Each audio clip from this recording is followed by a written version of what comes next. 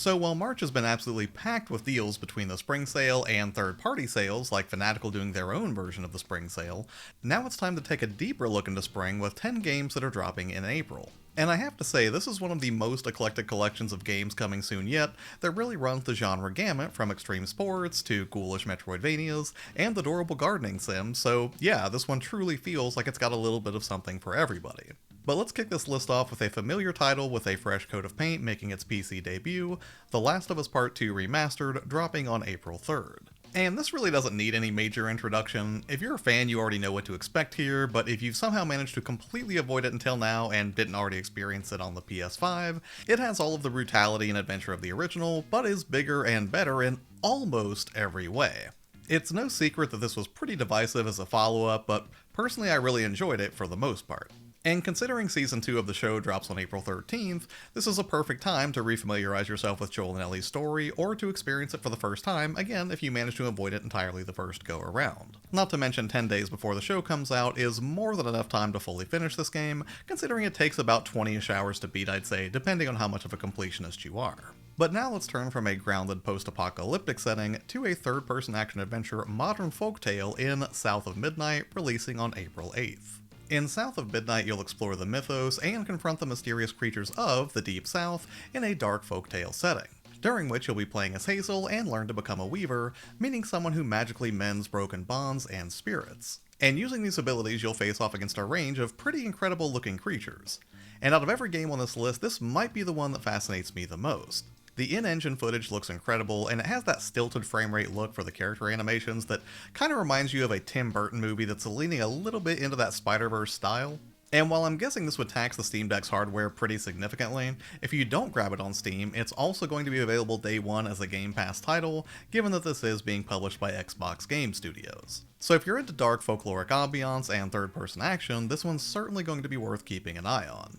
Next up, if you're looking for a breather from big, beefy adventure games and want something a little bit slower and more cozy to hang out with, you might try this one that's dropping on April 8th, and that would be the garden simulator, Tiny Garden. Tiny Garden is basically a farming simulator of sorts that is stuffed inside of a Polly Pocket, and I have to say I really love this as a concept. At the bottom, you'll plant your seeds and grow your crops, and then you'll trade in the literal fruits of your labor to upgrade the tiny house part that is housed in the upper part of the clamshell. My only light hesitation is that by nature of stuffing everything into a small space like this, I am wondering if it might not be quite as rewarding as other entries in the genre, or I might just be way overthinking something that is designed to be a low-stress, relaxing experience. So for now, I'm just going to give this one the benefit of the doubt and keep an eye on it because it probably says more about me that I'm focused on how rewarding its gameplay loop is rather than just sort of, chilling with a cute little gardening sim inside of a clamshell toy. But if you want to see for yourself, this game does have a demo available right now if you want to see if this tiny toy-based take on the genre is right for you, because I know that I certainly will. But now let's step away from a relaxing outdoor garden sim into something a little bit more extreme, with Descenders Next, which comes out on April 9th, featuring not just snowboarding, but also mountainboarding. And full disclosure, I'm not normally a sports game kind of guy, but extreme sports in the vein of Tony Hawk or 1080-degree snowboarding from way back in the day will always hold a special place in my heart. Plus, it's pretty slick that if you don't just want to snowboard down snowy peaks, that you can also zip around a range of mountainous terrain as well. It features freestyle board controls, in-depth physics, and a full character customizer, along with a rep system so you can unlock new gear the deeper in you get. And all of this is set to a banger of a soundtrack from Monster Cat, which, given my own love of Beat Saber, is going to make this a very hard one to ignore. But hey, I'm gonna find out for myself probably after I'm done recording this, because just like Tiny Garden, this one too has a demo available if you want to check it out for yourself. And next up, we're going to get real weird with a game that I'm not even sure I can competently explain, but I'm going to do my best, and that would be Promise Mascot Agency, and it's coming out the day after on April 10th. And this is undeniably the strangest game on this list, within which you'll explore a cursed Japanese town while recruiting mascot friends to solve the mystery of your exile and help a living finger work through her anger issues. It's an open world narrative adventure, and I mean, that's pretty much all I've got here. From the trailer, it looks like it is just overflowing with no more heroes or, I don't know, deadly premonition DNA maybe? It's from the creators of Paradise Killer, and I do love this cartoony aesthetic that is kind of steeped in a grindhouse sort of film grain, but I am going to have to see if the gameplay itself holds up.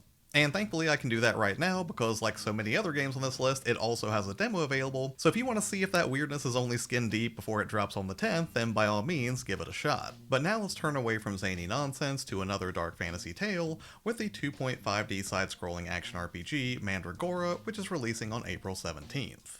In Mandragora, mankind has surrendered the world to monsters and is gradually falling subject to entropy. So it's up to you to venture out at night and fight the good fight. And while you do, you'll be presented with a variety of Metroidvania-esque elements, meet up with new friends and foes, and take on a variety of nightmarish bosses. Which, speaking as a Bloodborne fan, this is hitting all of the right notes for me.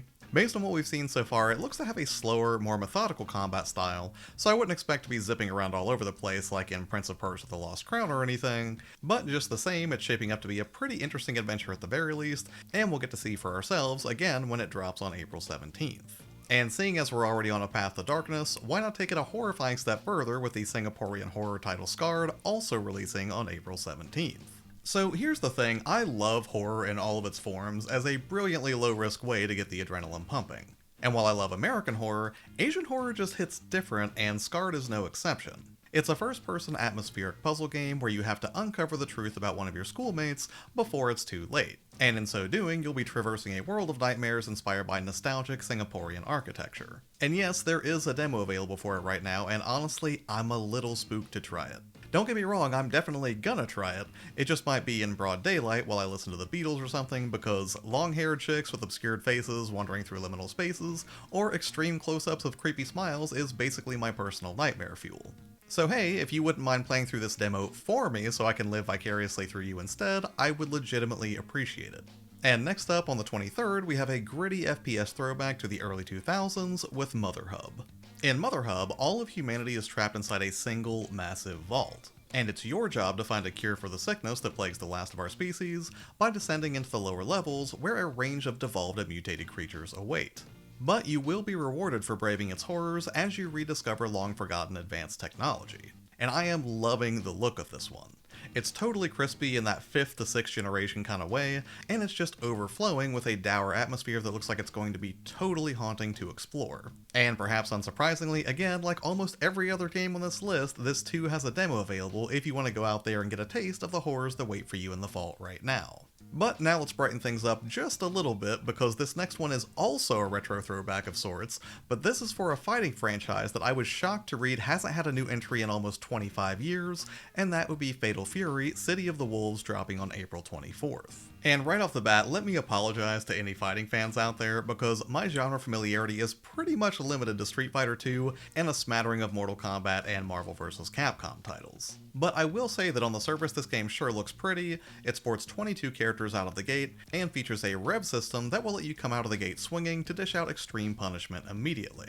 And given that I've never played a Fatal Fury in my life, I feel weirdly drawn to this one because it feels like a series I should have checked out earlier on, and now it feels like it's getting a second chance. Plus, it just generally warms my heart whenever long-forgotten series or games make a surprise comeback. But if any of you watching are well-versed in fighting game history and have any additional insights, I would love to hear about it in the comments below. And finally, let's round this out with a real-time strategy game in Tempest Rising, releasing on April 24th. Because this is a genre I at least have some familiarity with, having been raised on Command & Conquer and to a lesser extent StarCraft back in the day.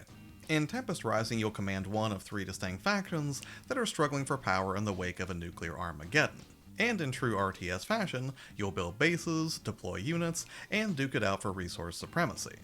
And what's especially appealing to me is that it was directly inspired by the RTS greats of the 90s and 2000s.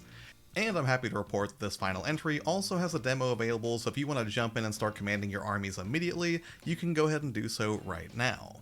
Alright, and that's it for this one, and if I had to pick a single game on this list that I think I'm most excited to try out, it's probably going to be South of Midnight. I just feel like that's a really unique setting for an action-adventure game, and I'm really hoping that it's a good experience, but, you know, again, it's a Day 1 Game Pass title, I'm a subscriber, so I should be able to check it out, but hey, what about you? Are there any particular games on this list that you are most excited about, or are there any games that I just left off this list entirely that you think should have been included here? Because if so, I would love it if you let me know in the comments below. As for what's coming up on the channel, I am hard at work on an experimental kind of opinion piece, talking about second screen gaming pairings, where I talk about the games that I love to play most, with the favorite movies and shows that I like to have on in the background while I play them. And then secondarily, I'm also working through a lot of your suggestions that you asked me to play, so I can do the first community video of 2025 and do a roundup of 5 or so titles that you have recommended that I play.